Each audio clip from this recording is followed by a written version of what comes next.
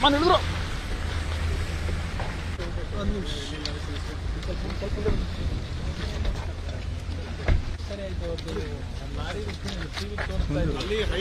Vehicle ಬರ್ಲಿಕ್ಕಾಗದೆ ಆಮೇಲೆ ಲಾರಿಲಿ ಬಂದಿದ್ದು ಟಿವಿಲಿ ತೋರಿಸ್ತಾ ಇದ್ರು.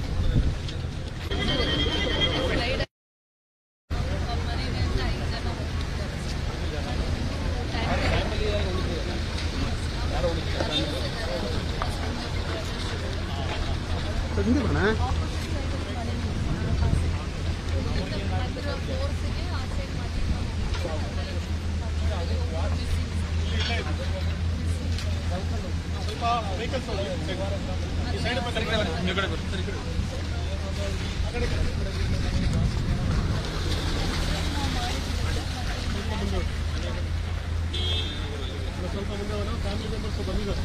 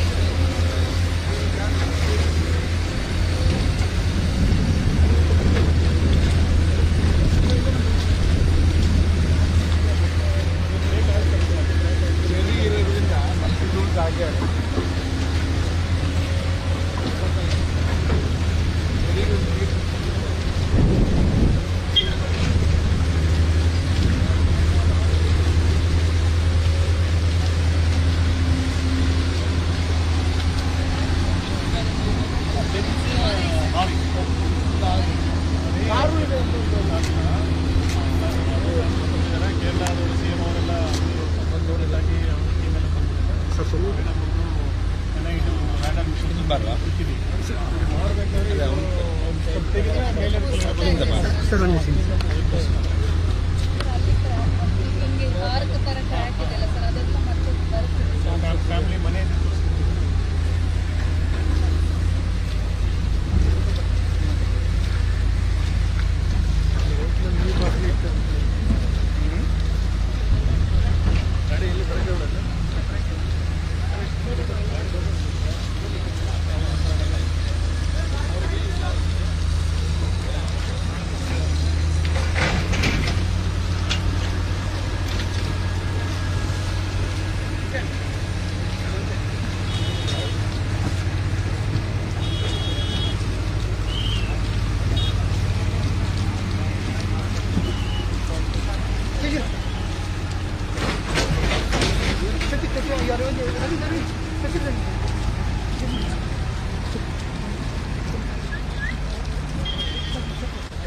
ಉತ್ತರ ಕನ್ನಡ ಜಿಲ್ಲೆಯ ಅಂಕೋಲದ ಶಿವಮೊಗ್ಗಕ್ಕೆ ಇವತ್ತು ಕೇಂದ್ರ ಸಚಿವರಾದಂತಹ ಎಚ್.ಡಿ. ಕುಮಾರಸ್ವಾಮಿ ಅವರು ಆಗಮಿಸಿದ್ದಾರೆ. ನೋಡ್ತಾ ಇರಬಹುದು, ಇವತ್ತು ಜುಲೈ 16ರಂದು ಸಂಭವಿಸಿದಂತಹ ಗುಡ್ಡ ಕುಸಿತದ ಪ್ರದೇಶಕ್ಕೆ ಕೇಂದ್ರ ಸಚಿವರಾದಂತಹ ಕುಮಾರಸ್ವಾಮಿ ಅವರು ಆಗಮಿಸಿ ಅಧಿಕಾರಿಗಳಿಂದ ಮಾಹಿತಿ ಪಡ್ಕೊಂಡಿದ್ದಾರೆ. ಈಗಾಗಲೇ ಗುಡ್ಡ ಕುಸಿತದ ಪ್ರದೇಶವನ್ನು ವೀಕ್ಷಿಸಿದ್ದಾರೆ. ಸಂಬಂಧಪಟ್ಟ ಅಧಿಕಾರಿಗಳಿಂದ ಮಾಹಿತಿಯನ್ನು ಕೂಡ ಪಡ್ಕೊಳ್ತಾ ಇರುವಂತದ್ದು.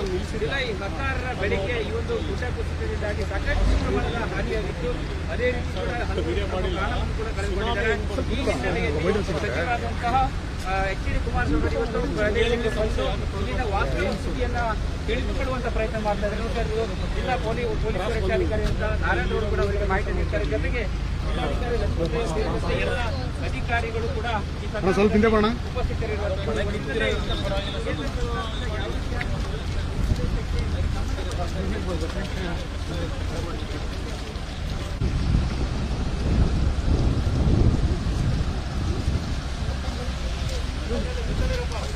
ಉತ್ತರ ಕನ್ನಡ ಜಿಲ್ಲೆಯ ಗುಡ್ಡ ಕುಸಿತ ಪ್ರದೇಶಕ್ಕೆ ಇವತ್ತು ಕೇಂದ್ರ ಸಚಿವರಾದಂತಹ ಕುಮಾರಸ್ವಾಮಿ ಅವರು ಆಗಮಿಸಿದ್ದಾರೆ. ಈ ಬಗ್ಗೆ ಅವರನ್ನು ಮಾತಾಡೋಣ.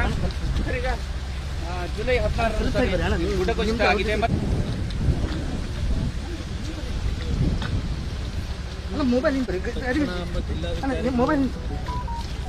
ಪೊಲೀಸ್ ಹಿರಿಯ ಅಧಿಕಾರಿಗಳು ಎಲ್ಲರೂ ಜೊತೆಗೂಡಿ ತಕ್ಷಣ ಅನಾಹುತನ ತಪ್ಪಿಸಲಿಕ್ಕೆ ಪ್ರಯತ್ನ ಪಟ್ಟಿದೆ. ಬಟ್ ಅನಾಹುತ ತಪ್ಪಿಸ್ಲಿಕ್ಕೆ ಸಾಧ್ಯ ಇಲ್ಲದೆ ಇರತಕ್ಕಂಥ ಒಂದು ರೀತಿಯಲ್ಲಿ ಇದು ಘಟನೆ ನಾವು ಯಾರು ಊಹೆ ಮಾಡದೇ ಇರತಕ್ಕಂಥ ರೀತಿ ಆಗಿರ್ತಕ್ಕಂಥ ಘಟನೆ. ಈ ಒಂದು ಇತ್ತೀಚಿನ ದಿನಗಳಲ್ಲಿ ನಮ್ಮ ರಾಜ್ಯದಲ್ಲೂ 2018ರಲ್ಲಿ ಕೊಡಗಿನಲ್ಲೂ ಆದಂಥದ್ದು ಘಟನೆಗಳು ನಾವು ನೋಡಿದ್ದೇವೆ. ಅಲ್ಲೂ ಲ್ಯಾಂಡ್ ಸ್ಲೈಡ್ ಆಗಿ ಹಲವಾರು ರೀತಿಯ ಜೀವಾಣಿ ಆದಂಥ ಕಂಡಿದ್ದೀವಿ. ಇವತ್ತು ಈ ಭಾಗದಲ್ಲಿ ನಿರಂತರವಾಗಿ ಮಳೆಯ ಒಂದು ಅನಾಹುತ ಇದೆ. ಇದು ಏನೋ ಒಂದು ಪ್ರತಿ ಒಂದು ನಿತ್ಯ ಇಲ್ಲಿ ಓಡಾಡ್ತಕ್ಕಂಥ ವಾಹನಗಳ ಸಂಖ್ಯೆ ಒಂದು ಕಡೆ ಜಾಸ್ತಿ ಇದೆ. ಈ ಭಾಗದಲ್ಲಿ ಒಂದು ಟೀ ಅಂಗಡಿ ಇಟ್ಕೊಂಡು ಜೀವನ ಮಾಡತಕ್ಕಂಥ ಒಂದು ಕುಟುಂಬ, ಇದು ತುಂಬ ಅನ್ಯಾಯ. ಕುಟುಂಬದ 5 ಜನರು ಮರಣ ಹೊಂದಿರತಕ್ಕಂಥದ್ದು ಇದಕ್ಕೆ ದುರಂತ. ಅದಕ್ಕೆ ನಮ್ಮ ಜಿಲ್ಲಾಡಳಿತ ಎಷ್ಟೇ ವೇಗವಾಗಿ ಬಂದು ಕೆಲಸವನ್ನು ನಿರ್ವಹಣೆ ಮಾಡಲಿಕ್ಕೆ ಪ್ರಯತ್ನ ಮಾಡಿ ಜೀವ ಅಂತೂ ಉಳಿಸಲಿಕ್ಕಾಗಿದೆ. ಆದರೆ ಇಲ್ಲಿ ವೈಜ್ಞಾನಿಕವಾದ ರೀತಿಯಲ್ಲಿ ನಮ್ಮ ಒಂದು ಮೂಲಭೂತ ಸೌಕರ್ಯಗಳನ್ನು ಕೊಡ್ತಕ್ಕಂಥದ್ರಲ್ಲಿ ಇಂಜಿನಿಯರಿಂಗ್ ಡಿಪಾರ್ಟ್ಮೆಂಟ್ನಿಂದ ಈ ಕೆಲಸಗಳನ್ನು ಮಾಡಬೇಕಾಗ್ತದೆ. ಸ್ವಲ್ಪ ಮುಂಜಾಗ್ರತೆ ಕ್ರಮಗಳು ಯಾವ ರೀತಿ ಇರಬೇಕು ಅಂತಕ್ಕಂಥದ್ದು ಪಶ್ಚಿಮ ಘಟ್ಟ ಪ್ರದೇಶಗಳಲ್ಲಿ ಸೈಂಟಿಫಿಕ್ ಕೆಲಸಗಳಾಗಬೇಕು ಅಂತಕ್ಕಂಥ ಎಲ್ಲರೂ ಹೇಳ್ತಕ್ಕಂಥದ್ದು. ಇದು ಇಂಥ ಒಂದು ಘಟನೆ ನಿಜಕ್ಕೂ ನಮ್ಮೆಲ್ಲರಿಗೂ ಆಶ್ಚರ್ಯ ತರ್ತಕ್ಕಂಥದ್ದು. ಅದು ಆ ಮಟ್ಟದಲ್ಲಿ ಮಣ್ಣಿನ ಕುಸಿತ ವೇಗದಲ್ಲಿ ಬಂದಿರತಕ್ಕಂಥದ್ದೇನಿದೆ. ಒಂದು ನಮ್ಮ ಗ್ಯಾಸ್ನ ಟ್ಯಾಂಕರನ್ನು ಸಹ ಕುತ್ಕೊಂಡು ಹೋಗ್ತಕ್ಕಂಥದ್ದು ಮತ್ತು ಇನ್ನೂ ಒಂದು ಟ್ಯಾಂಕರ್ ಇದೆ ಅಂತಕ್ಕಂಥದ್ದು, ಮಣ್ಣಲ್ಲಿ ಮುಚ್ಚಿದೆ ಅಂತಕ್ಕಂಥದ್ದು ಇನ್ನೊಂದನ್ನು ಹುಡುಕಲಿಕ್ಕೆ ಪ್ರಯತ್ನ ಪಡ್ತಾ ಇದ್ದಾರೆ. ನಿರಂತರವಾಗಿ ಕೆಲಸ ಮಾಡ್ತಾ ಇದ್ದಾರೆ. ಇಲ್ಲೇ ನಾನು ಯಾರಿಗೂ ದೋಷ ಕೊಡಲಿಕ್ಕೆ ಹೋಗಿಲ್ಲ. ಆದರೆ ಉಳುವಾರೆ ಅಂತಕ್ಕಂಥ ಗ್ರಾಮದಲ್ಲಿ 5 ಗ್ರಾಮದ ಮನೆಗಳು ಬಿದ್ದು ಮುಳುಗೋಗಿರ್ತಕ್ಕಂಥದ್ದೇನಿದೆ. ಅವರಿಗೆ ಪುನರ್ವಸತಿ ಸೌಕರ್ಯ ತಕ್ಷಣಕ್ಕೆ ಮಾಡಿದ್ದಾರೆ. ತಾತ್ಕಾಲಿಕವಾಗಿರ್ತಕ್ಕಂಥ ಜಿಲ್ಲಾಧಿಕಾರಿಗಳು ಗಮನಕ್ಕೆ ತಂದಿದ್ದಾರೆ. ಅವರಿಗೆ ಶಾಶ್ವತವಾದಂಥ ಒಂದು ಮನೆಗಳನ್ನು ಕಟ್ಟಿಕೊಡ್ತಕ್ಕಂಥ ಕೆಲಸ ಆಗುತ್ತೆ. ಅವರಿಗೆ ಮುಂದೆ ಒಂದು ಒಳ್ಳೆಯ ಒಂದು ಸಹಾಯವನ್ನು ಮಾಡತಕ್ಕಂಥ ಸರ್ಕಾರ ಎಲ್ಲ ಕ್ರಮ ತೆಗೆದುಕೊಳ್ತಾರೆ ಅನ್ನೋದು ಇಲ್ಲ ಅಂತ ಹೇಳಿ. ಸರ್, ಈ ಕರಾವಳಿ ಭಾಗದಲ್ಲಿ ಒಂದು ಆರೋಪ ಅಂದರೆ ಅವೈಜ್ಞಾನಿಕವಾಗಿ ಕೆಲಸ ನಡೆಯಬೇಕಾದ್ರೆ ಹಲವಾರು ರೀತಿಯಲ್ಲಿ ನಮ್ಮ ಗುಡ್ಡ ಪ್ರದೇಶಗಳಲ್ಲಿ ಅಭಿವೃದ್ಧಿಯ ಹೆಸರಿನಲ್ಲಿ ನಾವು ಪ್ರಕೃತಿಯ ಮೇಲೆ ಯಾವೊಂದು ಅನಾಹುತ ಆಗ್ತದೆ ವೈಜ್ಞಾನಿಕವಂತ ರೀತಿಯ ತೀರ್ಮಾನಗಳಾಗಿದೆ. ಅದರಿಂದ ಇಂಥ ಒಂದು ಘಟನೆಗಳಾಗಿದೆ. ಇದಕ್ಕೆ ಮುಂಜಾಗ್ರತಾ ಕ್ರಮ ತೆಗೆದುಕೊಳ್ಳೋದಕ್ಕೆ ಈ ಘಟನೆ ಎಲ್ಲರಿಗೂ ಕಡಿತರಿಸ್ತಕ್ಕಂಥ. ಸರ್, ಈಗ ಸರ್ಕಾರದ ಮಟ್ಟದಲ್ಲಿ ಏನಾದರೂ ಪರಿಹಾರ ಈಗಾಗಲೇ ಕುಟುಂಬಗಳಿಗೆ ಜೀವನ ಆಗಿರ್ತಕ್ಕಂಥ ಕುಟುಂಬಗಳ ಪರವಾಗಿ ಇರ್ತಕ್ಕಂಥವರಿಗೆ ಪರಿಹಾರ ಕಲ್ಪಿಸ್ತಕ್ಕಂಥದ್ದು ಈಗಾಗಲೇ ಸರ್ಕಾರ ತೀರ್ಮಾನ ಮಾಡಿದ್ದಾರೆ, ಕೊಟ್ಟಿದ್ದಾರೆ, ಪರಿಹಾರ ಕಲ್ಪಿಸಿದ್ದಾರೆ. 5 ಮನೆಗಳಿಗೆ ಪುನರ್ವಸತಿ ಸೌಕರ್ಯಗಳಾಗಬೇಕಾಗಿದೆ. ಅದಕ್ಕೆ ಅವರಿಗೆ ಮೇಲಿನ ಭಾಗದಲ್ಲಿ ಜಾಗವನ್ನು ಸರ್, ಕೇಂದ್ರ ಸರ್ಕಾರ ನೋಡೋಣ. ಕೇಂದ್ರ ಸರ್ಕಾರ ಪರಿಹಾರ ಅಂತಂದ್ರೆ ಪ್ರಧಾನಮಂತ್ರಿಗಳ ಪರಿಹಾರ ನಿಧಿಯಿಂದ ಏನಾದ್ರು ಕೊಡಬೇಕು. Thank you sir.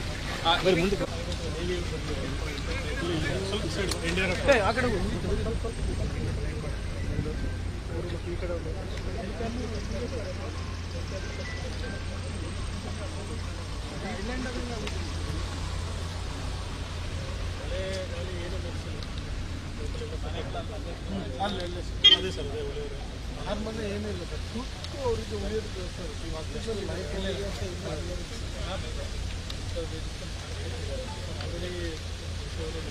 ಕ್ರಿಶ್ಚಿಯನ್ ಎಲ್ಲ ಮಾಡಿಲ್ಲ. ಕ್ರಿಶ್ಚಿಯನ್ ಅವರಿಗೆ ಜಾಗ ಹುಡುಕಿ ಅಯ್ಯರ್ದೇವ್ರದ್ದು ಅವೈಜ್ಞಾನಿಕ ಕೆಲಸ ಗುರುತ ಮಾಡಿಕೊಟ್ಟಿದ್ದಾರೆ. ಅದಕ್ಕಿಂತ ಮುಂದೆ ಬರಲಿಕ್ಕೆ ಬಿಡುಗಡೆ ಸರ್. ಅದರಿಂದ ಏನಾಗ್ತದೆ ಸರ್, ಅದು ಅವರು ಸ್ಟೆಪ್ ಮಾಡಿ ಹಿಂಗೆ ಹೊಡೆದಿದ್ರೆ ಅದು ಇರ್ತೀವಿ ಸರ್. ಇಲ್ಲೇ ನೀವು ನೆಕ್ಸ್ಟ್ ನೋಡಿದ್ರೆ ನಾವು ನಮ್ಮಲ್ಲಿ ಅದಕ್ಕೆ ಕಾಣಿಕೆ ಕಲ್ಲು ಅಂತೇಳಿ ನಾವು ಆ ಕಲ್ಲು ಇಟ್ಕೊಂಡು ಎಲ್ಲ ಹಿಂದೆ 40 ವರ್ಷದ ಹಿಂದೆ ಪ್ರೊಡಕ್ಷನ್ ಮಾಡಿದ್ದು ಸರ್. ಇವ್ರೇನ್ ಮಾಡಿದ್ದಾರೆ ILB ಅವರು ಅಂತ ಹೇಳಿದ್ರೆ ಹೋಲೋ ಮಾಡಿ ರಾಡ್ ಹಾಕಿ ಸಿಮೆಂಟ್ ಹಾಕಿದ್ದಾರೆ. ಇದು ಒಂದು ಫಾರೆಸ್ಟ್ ಇಲಾಖೆಯವ್ರಿಗೂ ಸ್ವಲ್ಪ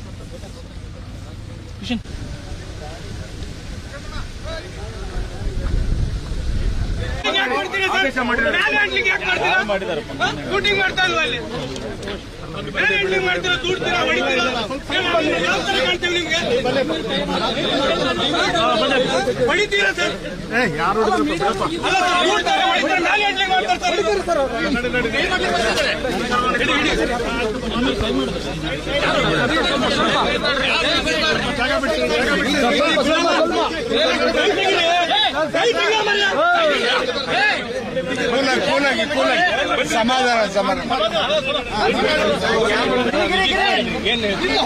ಸರ್ ಲೋಗೋ ಸರ್ ಛತ್ರಿ ಒಂದು ಶ್ರೀಕರ ಎದಿರಿ sir sir Sandeep sir logo sir Sandeep sir logo sir logo sir ಒಂದೊಂದು ನಿಮಿಷ ಸಂದೀಪ್ ಸರ್ ಎಲ್ಲಿ ಸರ್ ಎಲ್ಲಿ ಸರ್ ಲೋಗೋ ಲೋಗೋ ಕೊಡಿ ಸರ್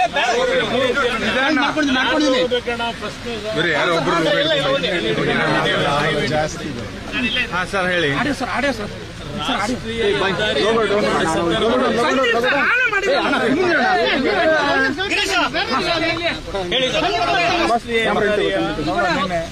ನಿರ್ಮಾಣ ಮಾಡ್ತಕ್ಕಂಥ ಸಂದರ್ಭದಲ್ಲಿ ಸ್ವಲ್ಪ ಮತ್ತು ರಾಷ್ಟ್ರೀಯ ಹೆದ್ದಾರಿಯ ಅವರ ಒಂದು ಕಾಮಗಾರಿಗಳಿಗೆ ಕೆಲವು ರಿಸ್ಟ್ರಿಕ್ಷನ್ಗಳು ಅರಣ್ಯ ಇಲಾಖೆಯಿಂದ ಮಾಡ್ತಕ್ಕಂಥ ಹಿನ್ನೆಲೆ ಒಂದು ಭಾಗ ಮತ್ತು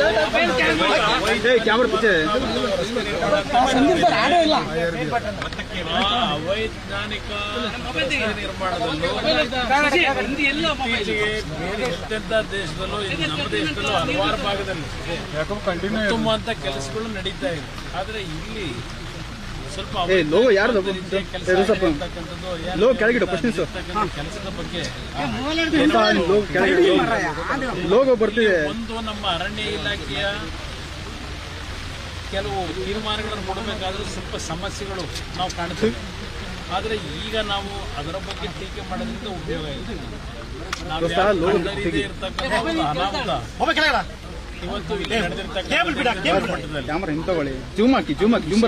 ಅದರಲ್ಲೂ 5 ಕುಟುಂಬದಲ್ಲಿ 5 ಜನ ಅದು ಒಂದು ಪ್ರತಿನಿತ್ಯ ಶ್ರಮಜೀವಿಗಳಾಗಿ ಆ ಒಂದು ಟೀ ಶಾಪ್ನಲ್ಲಿ ಇಟ್ಕೊಂಡು ಜೀವನ ಮಾಡ್ತಾ ಇದ್ದಂಥ ಕುಟುಂಬದ 5 ಸದಸ್ಯರು ಮರಣ ಹೊಂದಿರತಕ್ಕಂಥದ್ದು ಅತ್ಯಂತ ದಾರುಣವಾದಂಥ ಒಂದು ಘಟನೆ ಇದೆ.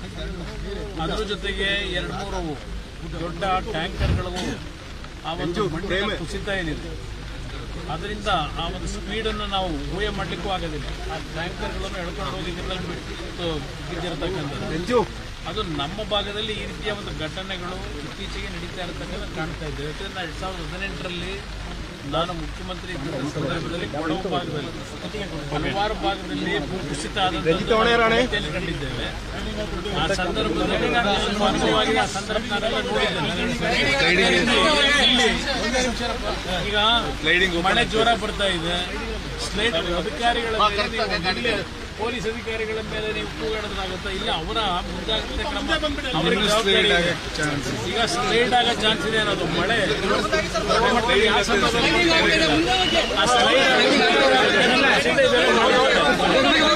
ಯಾರು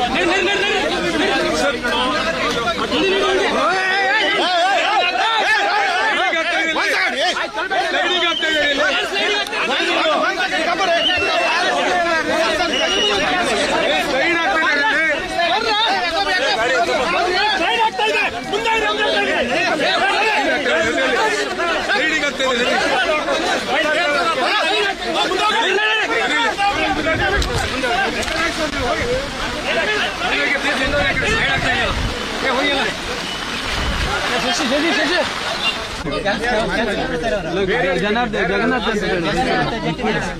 ಇಲ್ಲ ಸಿಗಲ್ಲ ಸರ್. ಏನೋ ಒಂದು ರಿಪೋರ್ಟ್ ಏನೂ ಇಲ್ಲ ಸರ್. ಅಧಿಕಾರಿಗಳು ಒಂದು ಮನೆ ಭೇಟಿ ಇಲ್ಲ ಸರ್.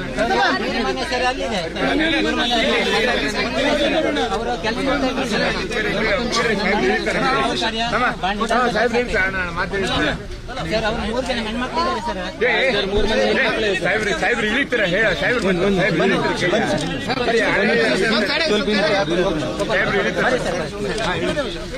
ಬೇಡ್ರಿ ಯಾಕೆ ತಲೆ ಬಿಸಿ ಮಾಡ್ಕೊಂತೀವಿ ನಾವು ಇಳಿಬೇಡ ಅಣ್ಣ ಬಾ ಇಳಿ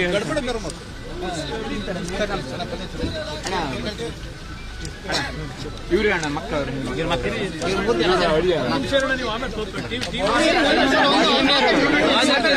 ಒಂದು ನಿಮಿಷ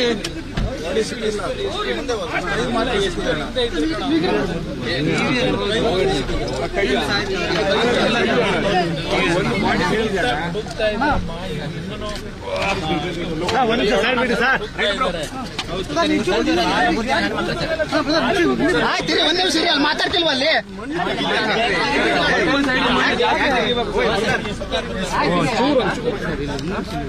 ಹೋಟೆಲ್ ಸೈಡಿಗೆ ಜಾಸ್ತಿ ಮಾಡಿ ಸರಿ ತೆಗಿಬೇಕು ಸರ್. ರೋಡ್ ಸೈಡಿಗೆ ಜಾಸ್ತಿ ರೋಡ್ ಕ್ಲಿಯರ್ ಮಾಡಿ ಅಷ್ಟೇ ಕ್ಲಿಯರ್ ಮಾಡ್ತಿದ್ದಾರೆ ಸರ್. ಇಲ್ಲಿ ಅಲ್ಲಿ ಅಂಗಡಿ ಮೊದಲಿಗೆ ತೆರವು ಮಾಡಿದೆ ಸರ್.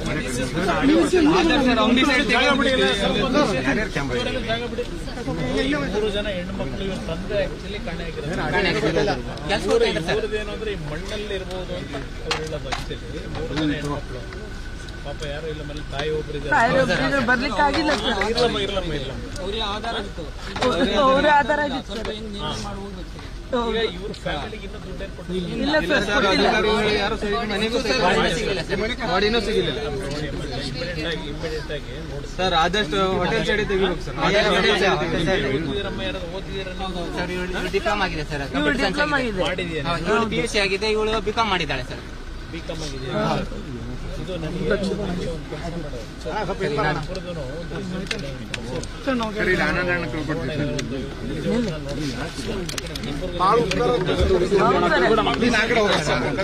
ಕೆಲಸ ಕೊಡಿಸ್ತೀನಿ. ಆಮೇಲೆ ನಿಮಗೆ ಅದು ಬಾಡಿ ಸಿಗದೆ ದುಡ್ಡು ಕೊಡಕ್ ಬರಲ್ಲ, ಅದೊಂದು ಸ್ವಲ್ಪ ಸಮಸ್ಯೆ ಇದೆ. ಹುಡುಕ ಇಬ್ಬರಿಗೆ ಏನಾದ್ರು ಉಳಿಸಿ ಬಾಡಿ ಉಳಿಸಿ ಕೊಡಿ ಅಂತ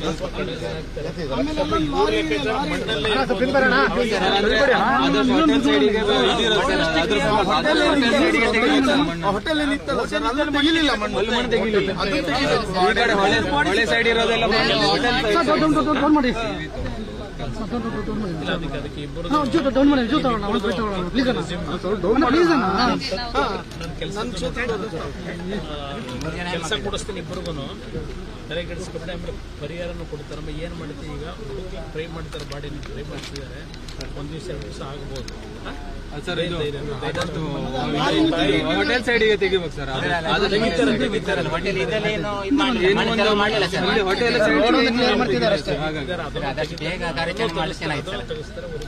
ಅಂದ್ರೆ ಸರ್ ಈಗ ಸರ್ 5 ದಿವಸ ಆಯ್ತು, ಹೊಟ್ಟೆಗೆ ಒಂದು ಏನು ಸರಿಯಾಗಿಲ್ಲ. ಬೆಳಿಗ್ಗೆ ಸಂಜೆವರೆಗೆ ಸಿಗ್ತದೆ ಹೇಳ್ಕೊಂಡು ಇದು ಮಾಡ್ತಿರೋದು ಸರ್. ಅದಕ್ಕಾಗಿ ಆದಷ್ಟು ಈ ಕಡೆನೆ ತೆಗಿಬೇಕು.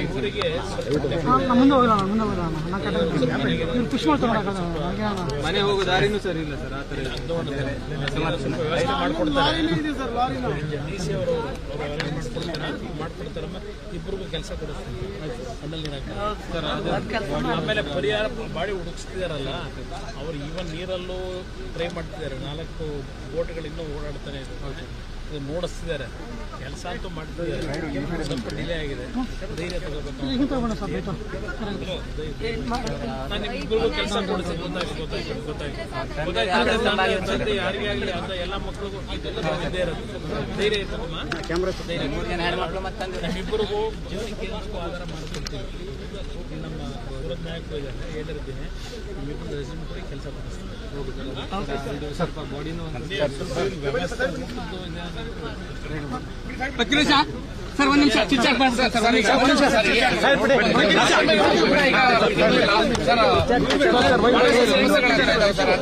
ಕ್ರಮ ಕೈಗೊಳ್ಳೋದ್ರಲ್ಲಿ ವಿಳಂಬ ಆಗ್ತಾ ಇದೆ ಸರ್.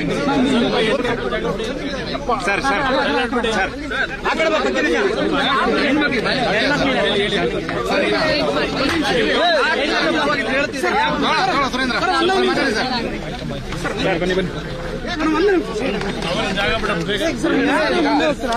ಸಾಕಷ್ಟು ವಿಳಂಬ ಮಾಡ್ತಾ ಇರೋದು. ಆಮೇಲೆ ಸರಿಯಾದ ನಾನು ಸರ್ ಒಂದು ನಿಮಿಷ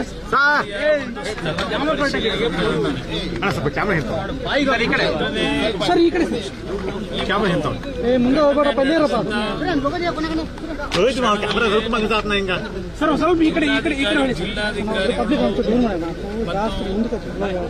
ಜಿಲ್ಲಾಡಳಿತ ವತಿಯಿಂದ ಪೊಲೀಸ್ ನಿರಂತರವಾದ ಅಧಿಕಾರಿಗಳ ಬಗ್ಗೆ ದೋಷ ಕೊಡ್ಲಿಕ್ಕೆ ಆಗಲ್ಲ. ಇದು ನಾವು ಯಾರು ಊಹೆ ಮಾಡ್ಲಿಕ್ಕೆ ಆಗದೆ ಇರ್ತಕ್ಕಂಥ ರೀತಿಯ ಒಂದು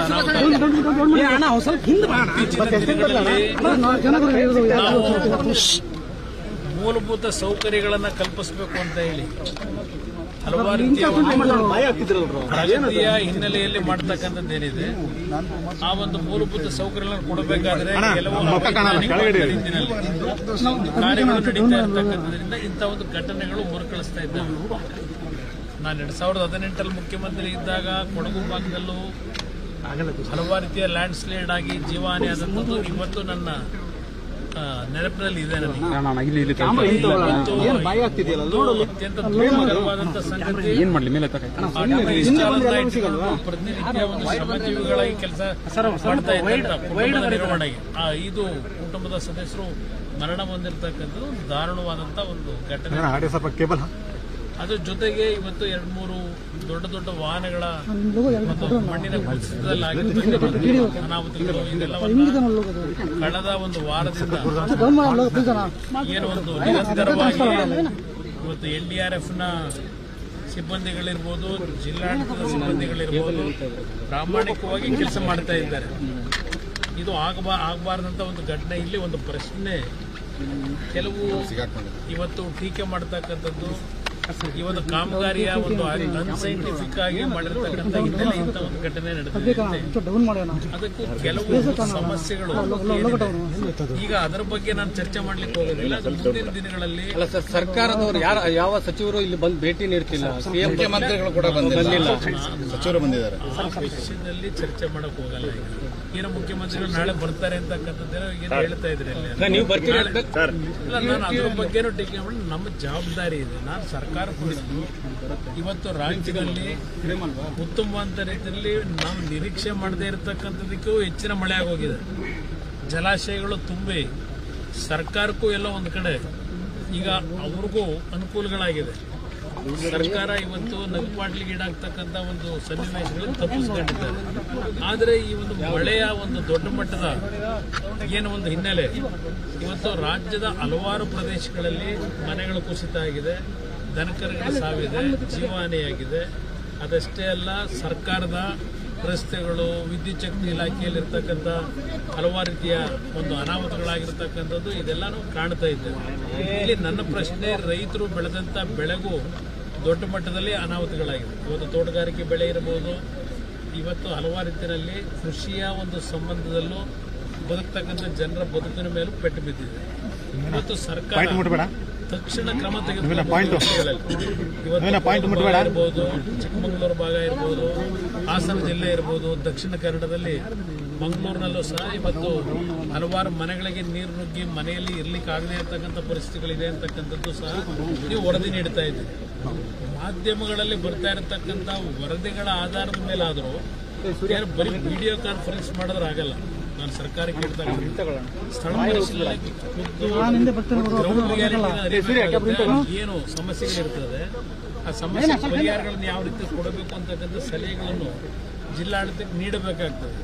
ವಿಡಿಯೋ ಕಾನ್ಫರೆನ್ಸ್ ಮುಖಾಂತರ ಹೇಳಿದ ತಕ್ಷಣ PD ಹಾಕೊಂಡು ದುಡ್ಡಿದ್ದೀನಿ ಅಂದ ತಕ್ಷಣ ಇವತ್ತು ಜನರಿಗೆ ಒಂದು ಆತ್ಮಸ್ಥೈರ್ಯ ತುಂಬಲಿಕ್ಕಾಗಲ್ಲ.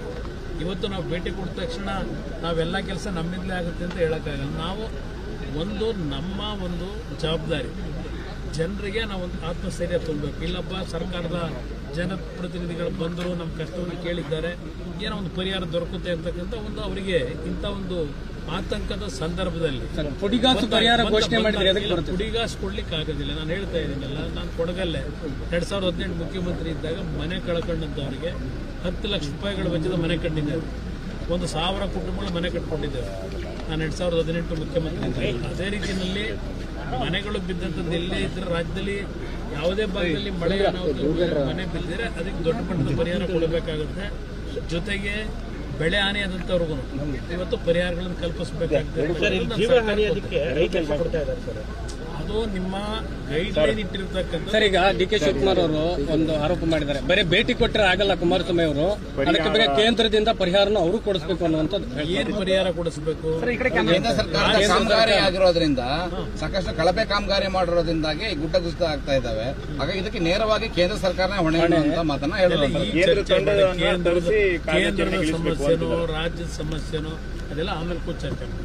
ಅಲ್ಲ ಸರ್, ಕೇಂದ್ರದಿಂದ ಏನ್ ಪರಿಹಾರಕ್ಕೆ ಒತ್ತಾಯ ಮಾಡಿ ಇಲ್ಲ ಆಗಿರತಕ್ಕಂಥ ಅನಾಹುತದ ಬಗ್ಗೆ ಪ್ರಧಾನಮಂತ್ರಿಗಳಿಗೂ ನಾನು ಮನವಿ ಕೊಡಲ್ಲ. ಈ ತರ ಆಗಿದೆ ಅಂತಕ್ಕಂಥ ಹೇಳ್ತೇನೆ. ಹೇಳಿ ಅಲ್ಲಿಂದ ಏನ್ ಈಗ NDRF ಇಂದ ಸಿಬ್ಬಂದಿಗಳು ಬಂದಿರೋದು ಕೇಂದ್ರ ಸರ್ಕಾರದ ರೆಪ್ರೆಸೆಂಟೇಟಿವ್ಗಳಂತಾನೆ ಅವ್ರು ಕೆಲಸ ಮಾಡ್ತಾ ಇರೋದು. ಈಗ ಇಲ್ಲಿ ಇರ್ತಕ್ಕಂಥದ್ದು ರಾಜ್ಯ ಸರ್ಕಾರ. ಇವತ್ತು ನೀವೇನ್ ಮಾಡ್ತೀರಿ? ಈಗ ನಾನು ಮುಖ್ಯಮಂತ್ರಿ ಇದ್ನಪ್ಪ 2018, ಜೀವಹಾನಿ ಆಯಿತು, ಮನೆಗಳು ಬಿದ್ದಿತ್ತು, ನಾನು ಕೇಂದ್ರ ಸರ್ಕಾರ ಕಾಯ್ತಾ ಇದ್ನ. ನಾನೇ ಅವತ್ತೆಲ್ಲ ಪರಿಹಾರಗಳು ಕೊಟ್ಟಿಲ್ವಾ ಮುಖ್ಯಮಂತ್ರಿಯಾಗಿ? ನಾವು ಅವರು ಇಬ್ಬರು ಸೇರಿ ಸರ್ಕಾರ ಮಾಡಿದ್ದೇವೆ. ಮಾಡ್ತಾ ಇದೆ ಅಂತ ಅವ್ರ ಆರೋಪ. ಅವ್ರಿಗೆ ಅದ್ರ ಬಿಟ್ಟರೆ ಬೇರೆ ಇನ್ನೇನು ಚರ್ಚೆ ಮಾಡಲಿಕ್ಕೆ ಅವ್ರ ಹತ್ರ ಮಾಹಿತಿ ಇಲ್ಲ. ಬರೀ ಪ್ರತಿಯೊಂದಕ್ಕೂ ಕೇಂದ್ರ ಸರ್ಕಾರದ ಮೇಲೆ ಗೂಬೆ ಕೊಡಿಸೋದ್ರಿಂದ, ಟೀಕೆ ಮಾಡೋದ್ರಿಂದ ಇವ್ರಿಗೆ ಏನು ದೊರಕುತ್ತೆ? ಇವ್ರ ಜವಾಬ್ದಾರಿ ಏನು? ರಾಜ್ಯ ಸರ್ಕಾರ ಜವಾಬ್ದಾರಿ ಏನು? ತಕ್ಷಣ ಕ್ರಮ ತೆಗೆದುಕೋಬೇಕಾದ್ರೆ ಇವ್ರೇನ್ ಮಾಡಬೇಕು ಇದನ್ನ ನೋಡ್ಬೇಕಲ್ಲ. ಆಮೇಲೆ ಕೇಂದ್ರ ಸರ್ಕಾರ ಬಂದು ಚರ್ಚೆ ಮಾಡಿ. ಸರ್, ಕೇಂದ್ರ ಸರ್ಕಾರದಿಂದ ನೀವು ಎಷ್ಟು ಒತ್ತಾಯ ಮಾಡ್ತೀರಿ? ಸರ್ಕಾರದಿಂದ ಏನು ಮಾಹಿತಿಗಳು ಬರುತ್ತೆ ನೋಡೋಣ, ಮೇಲೆ ಚರ್ಚೆ ಮಾಡಬೇಕು. ಅದರಷ್ಟು ಪರಿಹಾರ ಕೇಂದ್ರದಿಂದ ಕೊಡ್ತೀರಾ ಸರ್? ರಾಜ್ಯ ಸರ್ಕಾರದಿಂದ ಕೊಟ್ಟಷ್ಟು ಒಂದು ಗೈಡ್ ಲೈನ್ಸ್ ಇದೆ. NDRF ನಡಿನಲ್ಲಿ ಇವತ್ತು ಒಂದು ಗೈಡ್ ಲೈನ್ಸ್ ಇವತ್ತು ಮಾಡಿರೋದಲ್ಲ, ಸ್ವಾತಂತ್ರ್ಯ ಬಂದ ನಂತರ ಗೈಡ್ ಲೈನ್ಸ್ ಇಟ್ಟಿದ್ದಾರೆ ಅನಾಹುತಗಳಾದಾಗ. ಆ ಗೈಡ್ ಲೈನ್ಸ್ ಆಧಾರದ ಮಾಡ್ತಾರೆ. ಈ ಹೆದ್ದಾರಿ ಅವೈಜ್ಞಾನಿಕ ಕಾಮಗಾರಿಯಿಂದಾನೇ ಇದು ಘಟನೆ ಆಗಿದೆ ಸರ್. ಇದು ಬೇರೆ ಬೇರೆ ಕಡೆ ಆಗುವಂತ ಸಾಧ್ಯತೆ ಇದೆ. ಯಾವ ರೀತಿ ದುರಸ್ತಿ ಮಾಡ್ತಾರೆ? ಅದಕ್ಕೆ ಅವೈಜ್ಞಾನಿಕವಾಗಿ ಆಗಿದೆ ಅಂತಕ್ಕಂಥ ಎಲ್ಲರೂ ಹೇಳ್ತೀವಿ. ಅವೈಜ್ಞಾನಿಕವಾಗಿ ಆಗ್ತಕ್ಕಂಥದ್ದಕ್ಕೆ ನಾನು ಬರೀ ಇಂಜಿನಿಯರ್ಗಳನ್ನ ಹೇಳಲ್ಲ. ಅರಣ್ಯ ಇಲಾಖೆಯಲ್ಲಿ ಹಲವಾರು ಕಾನೂನುಗಳನ್ನು ತಂದು ಅರಣ್ಯ ಇಲಾಖೆಯಲ್ಲಿ ಇಂಥ ಒಂದು ಪಶ್ಚಿಮ ಘಟ್ಟಗಳ ಪ್ರದೇಶಗಳಲ್ಲಿ ಫಾರೆಸ್ಟ್ ಕೆಲಸಗಳಾಗಬೇಕಾದ್ರೆ ಅವ್ರದೇ ಆದಂಥ ಒಂದು ಬಾರ್ಗಳನ್ನು ಹಾಕ್ತಾರೆ. ಇಂತಿಂಥ ನಿಯಮಾವಳಿ ಮೇಲೆ ಕೆಲಸ ಮಾಡಬೇಕು ಅಂತೇಳಿ ಅರಣ್ಯ ಇಲಾಖೆಯವರು ಹಾಕ್ತಾರೆ. ಅದರಿಂದ ಇಂಥ ಒಂದು ಘಟನೆಗಳಿಗೆ ಆ ರೀತಿಯ ಅವರ ಒಂದು ಏನೋ ಒಂದು ತೀರ್ಮಾನಗಳು ಮಾಡ್ತಾರೆ ಕೆಲಸಗಳು ಮಾಡಬೇಕಾದ್ರೆ ಅವರಿಂದಲೂ ಕೆಲವು ತಪ್ಪುಗಳಾಗಿದೆ ಅರಣ್ಯ ಇಲಾಖೆಯಿಂದ. ಅದೆಲ್ಲ ಸರಿಪಡಿಸಬೇಕು ಅನ್ನೋದನ್ನು ಗಮನಿಸ್ತಾರೆ. ಸರ್ ಇದು ಬಿಟ್ಟು ರಾಜಕೀಯವಾಗಿ ಇವತ್ತು ಡಿ ಕೆ ಶಿವಕುಮಾರ್ ಚನ್ನಪಟ್ಟಣದಲ್ಲಿ ಭೇಟಿ ಮಾಡಿ ನಿಮ್ಮ ವಿರುದ್ಧ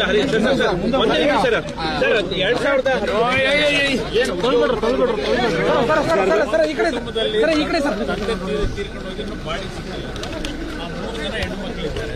ಅದರಲ್ಲಿ ಒಂದು ಹೆಣ್ಮಕ್ಳು ಡಿಪ್ಲೊಮಾ ಮಾಡಿದ್ದಾಳೆ, ಇನ್ನೊಬ್ಬ ಹೆಣ್ಮಕ್ಳು BCom ಮಾಡಿದ್ದಾಳೆ. ಇಬ್ಬರಿಗೂ ಕೆಲಸವನ್ನು ಕೊಡಿಸ್ತಕ್ಕಂಥದ್ದಕ್ಕೆ ಒಂದು ರಜೆ ಕೊಡ್ಲಿಕ್ಕೆ ಕೆಲಸ ಕೊಡಿಸ್ತೀವಿ.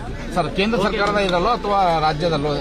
ಎಲ್ಲ ಒಂದ್ ಕಡೆ ಈಗ ನನಗಿರ್ತಕ್ಕಂಥ ಅವಕಾಶದಲ್ಲಿ ಕೆಲಸ ಕೊಡಿಸೋದು ದೊಡ್ಡ ವಿಷಯ. ಕೆಲಸವನ್ನು ಕೊಡಿಸ್ತಾರೆ ಸರ್. ಈ ವಿಚಾರದಲ್ಲಿ ಕೇಂದ್ರ ಮತ್ತೆ ರಾಜ್ಯ ರಾಜಕೀಯ ಮಾಡ್ತಾರೆ. ಅವ್ರಿಗೆ ಬುದ್ಧಿ ಹೇಳಿ. ಯಾರಿಗೂ ರಾಜ್ಯ ಸರ್ಕಾರದಲ್ಲಿ